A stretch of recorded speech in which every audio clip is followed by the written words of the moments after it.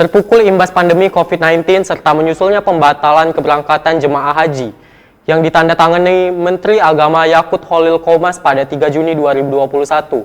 Biro Penyelenggara Ibadah Haji dan Umroh kini pusing 7 keliling. Opsi banting setir merambah bisnis lain pun dilakukan. Salah satunya adalah bisnis kuliner.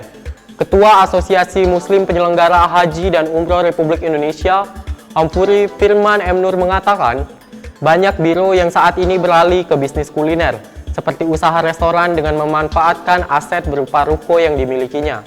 Selain itu, ada juga yang merambah bisnis perdagangan, termasuk ekspor dan impor.